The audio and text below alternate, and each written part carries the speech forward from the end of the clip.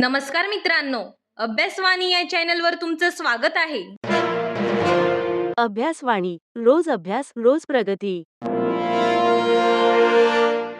आपण मागच्या लेक्चरमध्ये काय शिकलो ते पटकन रिवाइज करूया. तर बघा, आपण जॉईंट सिटिंग कधी होतं ते पाहिलं.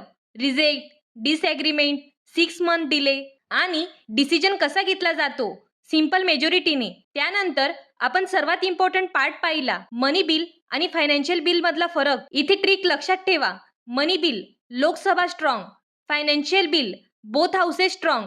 हे क्लिअर असेल तर आजचा टॉपिक तुम्हाला अजून इझिली समजणार आहे. आता पुढे जाऊया. आज आपण शिकणार आहोत संसदेतील अर्थसंकल्प, बजेट इन पार्लिमेंट. हा टॉपिक खूप इम्पॉर्टंट आहे कारण ऑलमोस्ट प्रत्येक एक्झाम मध्ये यावर क्वेश्चन येतो. आज आपण हा टॉपिक स्टोरी सारखा समजून घेणार आहोत. आधी एक सिंपल क्वेश्चन, सरकार काम कसं चालवतं, पैसा कुठून येतो आणि कुठे जातो. कारण सरकारला काय करावं लागतं, देशाचं संरक्षण, कायदा व सुव्यवस्था आणि विकास, आणि हे सगळं करायला लागतो पैसा. म्हणून सरकारला प्लॅनिंग करावं लागतं, किती पैसा येणार आणि किती खर्च होणार. आणि हाच प्लॅनिंग डॉक्युमेंट म्हणजे बजेट, म्हणजे अर्थसंकल्प. पण आता इथे एक इम्पॉर्टंट एक्झाम पॉइंट आहे. आपण रोज बजेट म्हणतो पण कॉन्स्टिट्यूशन मध्ये हा शब्द नाही. मग काय आहे? कॉन्स्टिट्यूशन मध्ये त्याला म्हणतात अॅन्युअल फायनान्शियल स्टेटमेंट. हा पॉइंट एक्झाम मध्ये डायरेक्ट विचारतात, त्यामुळे लक्षात ठेवा. आता पुढे जाऊया. आता प्रश्न येतो, बजेटमध्ये असतं तरी काय? बजेट म्हणजे फक्त फ्युचर प्लॅन नाही, त्यात 3 गोष्टी असतात. मागील वर्षाचा ॲक्च्युअल डेटा, चालू वर्षाचा रिवाइज्ड एस्टिमेट, पुढील वर्षाचा बजेट एस्टिमेट. म्हणजे पास्ट, प्रेझेंट आणि फ्युचर तीनही गोष्टी एकाच ठिकाणी. त्यामुळे सरकारला क्लिअर पिक्चर मिळतो. आता इथून पुढचा कन्सेप्ट थोडा इंटरेस्टिंग आहे. आधी भारतात 2 बजेट असायचे, एक रेल्वे बजेट आणि दुसरा जनरल बजेट. रेल्वे बजेट वेगळा का? कारण रेल्वे खूप मोठा सेक्टर होता, त्यामुळे त्यांचं इंडिपेंडेंट प्लॅनिंग केलं जात होतं. पण आता इथे एक अपडेट आहे, 2017 पासून रेल्वे बजेट वेगळा नाही, आता तो जनरल बजेटमध्ये मर्ज झाला आहे. एक्झाम मध्ये ट्रॅप असतो, old question 2 budget, new question एकच बजेट. त्यामुळे अपडेट लक्षात ठेवा. आता पुढे जाऊया. आता आपण एक इम्पॉर्टंट कन्सेप्ट पाहणार आहोत. गव्हर्नमेंट खर्च 2 प्रकारचा असतो, चार्ज एक्सपेंडिचर आणि ओटेड एक्सपेंडिचर. चार्ज एक्सपेंडिचर म्हणजे यावर पार्लिमेंट ओट करत नाही, कारण हे खर्च फिक्स असतात. उदाहरणार्थ प्रेसिडेंट सॅलरी आणि जजेस सॅलरी. यावर पार्लिमेंट ओट करते म्हणजे लोकशाही कंट्रोल करते. हा डिफरन्स एक्झाम मध्ये खूप विचारतात.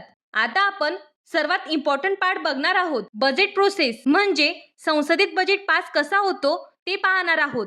हा फ्लो एकदा समजला तर क्वेश्चन काहीही आला तरी तुम्ही इझिली सॉल्व्ह करू शकतात. चला स्टेप बाय स्टेप समजून घेऊया. Step 1, budget presentation. सर्वप्रथम बजेट संसदेत मांडला जातो. सध्या तो 1 फेब्रुवारीला सादर केला जातो.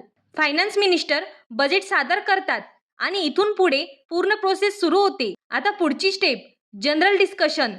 बजेट सादर झाल्यानंतर त्यावर जनरल डिस्कशन होते. इथे मेंबर्स काय करतात, ते बजेटच्या पॉलिसी आणि डायरेक्शनवर चर्चा करतात. पण अजून वोटिंग होत नाही, फक्त ओव्हरऑल डिस्कशन होते. आता पुढे जाऊया. Step 3, demand for grants. आता बजेट हा डिटेल लेवलवर जातो.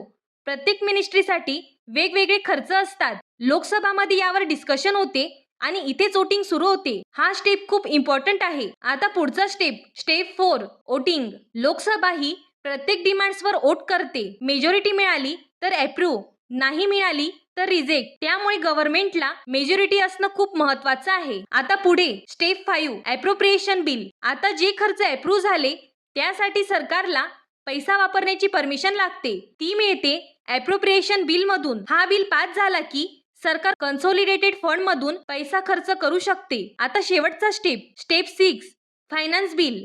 बजेटमध्ये जे टॅक्स प्रपोजल असतात ते लागू करण्यासाठी फायनान्स बिल पास करावा लागतो. हा पास झाला की बजेट पूर्णपणे लागू होतो. तर हा पूर्ण बजेट प्रोसेस आहे. Presentation, discussion, grants, voting, appropriation आणि फायनान्स.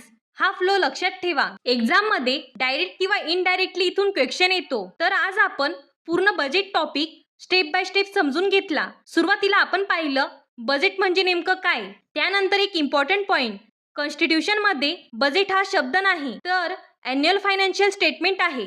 त्यानंतर आपण बजेटची स्ट्रक्चर पाहिली, पास्ट, प्रेझेंट आणि फ्युचर डेटा. त्यानंतर एक इम्पॉर्टंट अपडेट, रेल्वे बजेट आता वेगळा नाही, तो जनरल बजेटमध्ये मर्ज झाला आहे. पुढे आपण चार्ज आणि ओटेड एक्सपेंडिचर मधला फरक समजून घेतला आणि शेवटी सर्वात इम्पॉर्टंट म्हणजे budget process step by step clear केला. आता जर तुम्ही हा कम्प्लीट फ्लो लक्षात ठेवला तर या टॉपिकवरचा कोणताही प्रश्न तुम्ही कॉन्फिडेंटली सॉल्व्ह करू शकतात. कन्सेप्ट क्लिअर असेल तर एमसीक्यू कितीही ट्रिकी असला तरी तो चुकीचा होणार नाही. त्यामुळे आजचा टॉपिक एकदा रिवाइज करा आणि विशेषतः बजेट प्रोसेसचा फ्लो पुन्हा एकदा मनात रन करा.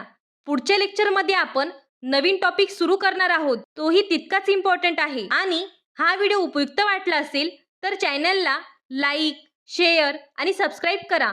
अभ्यासवाणी म्हणजे कन्सेप्ट बेस्ड लर्निंग. थँक्यू.